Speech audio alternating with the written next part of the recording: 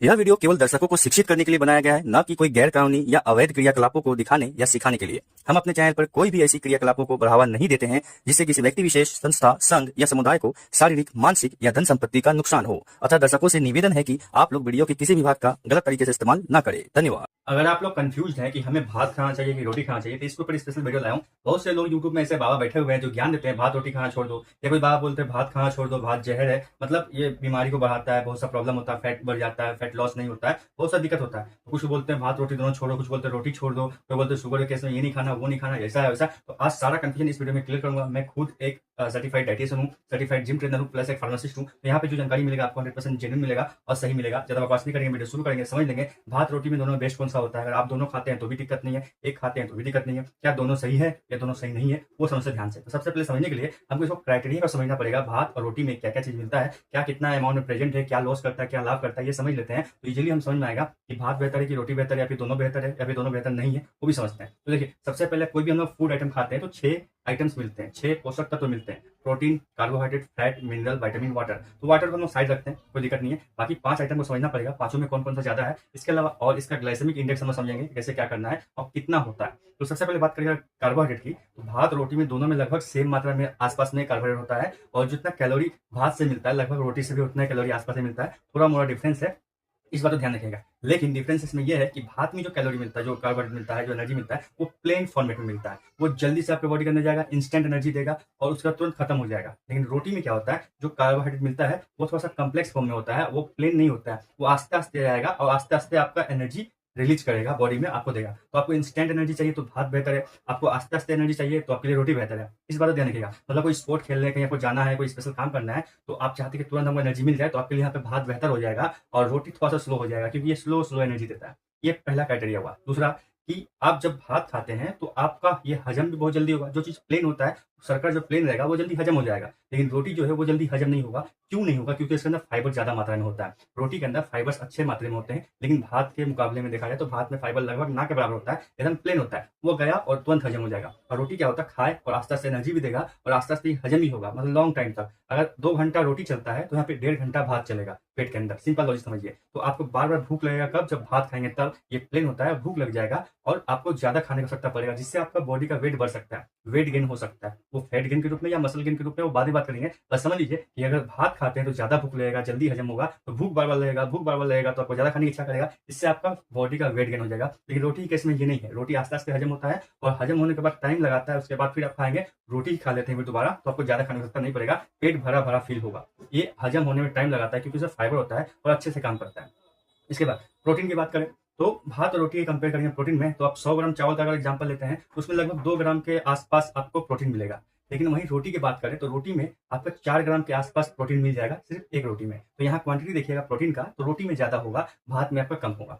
हो गया कार्बोहाइड्रेट और प्रोटीन हो गया। अब यहाँ बात करेंगे फैट का। फैट की क्वांटिटी की बात करें तो फैट भात में थोड़ा सा ज्यादा रहेगा, रोटी में कम रहेगा। तो आप अगर फैट को कॉन्शियसली मॉनिटर कर रहे हैं, फिटनेस ट्रेनर है या फिटनेस फ्रेक है, तो आप चाहेंगे कि फैट ना हो बॉडी में, तो आप भात को थोड़ा सा कम खाएंगे, रोटी को खा सकते हैं। ठीक है, इस बात ध्यान रखिएगा क्योंकि भात में फैट क्वांटिटी थोड़ा सा ज्यादा होगा रोटी के मुकाबले।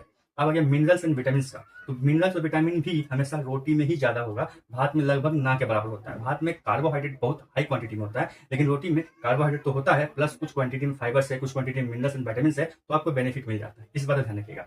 पानी की मात्रा की बात करें तो रोटी में पानी की मात्रा कम होता है, भात में पानी की मात्रा ज्यादा होता है। जिसके बॉडी में पानी की कमी है उसके लिए भात बेहतर है, जिसके बॉडी में पानी की कमी नहीं है, पानी चाहिए ही नहीं, ठंडा टाइप रहता है, बॉडी को हीट चाहिए, एनर्जी चाहिए लॉन्ग लास्टिंग के लिए, तो उसके लिए रोटी बेहतर है। तो दोनों ही केस में अपने अपनी जगह पे दोनों सही है। किसी एक को आप गलत है, किसी एक को अच्छा नहीं बोल सकते हैं। क्यों? क्योंकि दोनों काम अपना अपना स्पेशलिस्ट है। आपको कोई इंस्टेंट एनर्जी चाहिए तो आपको भात ठीक है, आपको लॉन्ग टाइम तक पेट भरा रखना है तो आपके लिए रोटी सही है। दोनों अपने अपने काम करते हैं। हाँ, कुछ न्यूट्रिएंट के मामले में रोटी बेस्ट हो जाता है, क्योंकि रोटी में कुछ मिनरल्स भी है, कुछ विटामिन भी है, फाइबर्स भी है, आराम से हजम होता है। लेकिन भात में बात करें जो प्लेन सादा राइस होता है उसमें तो क्वांटिटी सब चीज का कम है, सिर्फ कार्बोहाइड्रेट ज्यादा है। लेकिन आप ब्राउन राइस का एग्जाम्पल लेंगे तो ब्राउन राइस में मिनरल्स विटामिन हो जाते हैं, जो ब्राउन राइस और रोटी एक दूसरे को टक्कर दे पाएगा। यहाँ भात अगर हार जा रहा है न्यूट्रिएंट के मामले में, तो वहां पे ब्राउन राइस जब आ जाएगा, ब्राउन राइस और रोटी एक दूसरे को टक्कर देगा, क्योंकि लगभग सेम क्वांटिटी में जो न्यूट्रिएंट्स होते हैं और भी आइटम उसमें प्रेजेंट हो जाते हैं। लेकिन यहाँ पे हम लोग सिंपली ब्राउन राइस खाते नहीं है, हम लोग सादा चावल ही खाते हैं और रोटी खाते हैं। तो हम लोग एग्जाम्पल सादा चावल और रोटी का ही लिया है। तो हमेशा देखिएगा इस न्यूट्रिएंट के मामले में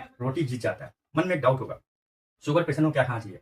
शुगर पेशेंट को दोनों ही नहीं खाना चाहिए, क्योंकि दोनों में ही कार्बोहाइड्रेट है और दोनों ही आपका शुगर लेवल को बढ़ाएगा। लेकिन एक जो होता है बहुत तेजी से बढ़ा देगा, एक आस्ते-आस्ते बढ़ाएगा। मतलब भात का ग्लाइसेमिक इंडेक्स जो है बहुत ज़्यादा है। वो तुरंत पेट में जाएगा, तुरंत हजम होगा, फटाक से आपका ग्लाइसेमिक इंडेक्स को बढ़ा देगा, मतलब शुगर लेवल को बढ़ा देगा। लेकिन रोटी में भी है, लेकिन वो आस्ते-आस्ते बढ़ाएगा। बढ़ाएगा दोनों ही, लेकिन एक फास्ट तरीका से बढ़ाएगा, मतलब रोटी शुगर लेवल को जल्दी से बढ़ा देगा, फटाक से बढ़ा देगा, और भात आस्ते-आस्ते बढ़ाएगा। शुगर पेशेंट के लिए दोनों ही हानिकारक है, क्योंकि दोनों में कार्बोहाइड्रेट है।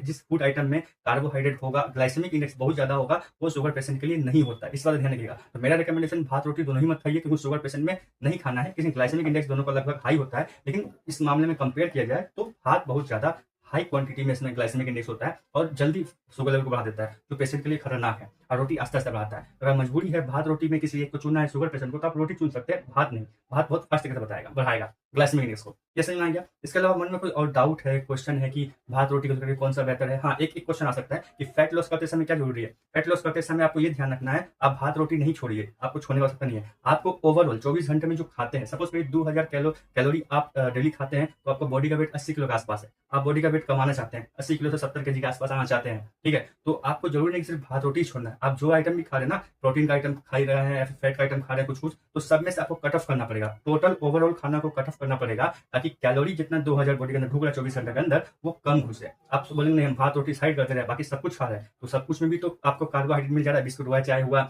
रोटी हुआ, उसमें कार्बोहाइड्रेट है, या फिर आप प्रोटीन का आइटम कुछ खा रहे हैं, उसमें भी थोड़ा मोड़ा कार्बोहाइड्रेट मिल जाएगा। तो लगभग सब में कार्बोहाइड्रेट मिल ही जाता है। तो आपको ओवरऑल कार्बोहाइड्रेट कम करना है। भात खाइए, अगर एक थाली भात खाते हैं तो 1 कटोरी भात खाइए, 4 रोटी खाते हैं तो 2 रोटी खाइए, छोड़ना नहीं है। ये अच्छे कार्बोहाइड्रेट का सोर्स है। इसके अलावा इसमें कुछ और भी आइटम जो है आपको मिल जाता है, और साग सब्जी चलता है, प्रोटीन आइटम चलता है, सही है। आपको पूरा तरह से छोड़ना नहीं है। आपको सिर्फ ये ध्यान रखना, वेट कम करना है, फैट कम करना है, तो ओवरऑल जो आप कैलोरी ले रहे हैं उसको कम करिए। लेकिन स्पेशली आप चाहते हैं आपका बॉडी का वेट पूरा कम हो जाए, बहुत सारी बीमारी आपका खत्म हो जाए, तो डीआईपी डाइट को फॉलो करिए। अगर आप कमेंट करते हैं डीआईपी डाइट के ऊपर, तो मैं आपको डीआईपी डाइट के ऊपर एक वीडियो स्पेशल बना दूंगा कि कैसे हम लोगों को 24 घंटे में क्या क्या खाना है, कितना खाना है, कैसे खाना है, और क्या क्या सिस्टम्स है। तो आप देखिए 3 महीना में मैं 3 स्टेप में आपका बॉडी का फैट परसेंटेज और बॉडी का वेट 100% कमा दूंगा, ये गारंटी के साथ बोल रहा हूँ। डीआईपी डाइट फॉलो करने के बाद मैं क्या करूंगा, कैसे करूंगा, इसके लिए आपको नीचे लिंक मिलेगा डिस्क्रिप्शन में। इंस्टाग्राम का वहाँ पर्सनली कमेंट कर सकते हैं, आ सकते हैं, मैसेज कर सकते हैं। अगर आपको ट्रेनिंग चाहिए, 3 महीने का कोर्स चाहिए, फ्री में ही दूंगा। मैं बता दूंगा आप लोगों को कैसे फैट लॉस करना है या फिर वेट लॉस करना है डीआईपी डाइट के थ्रू। ओनली 3 मंथ में आपका जो चर्बी है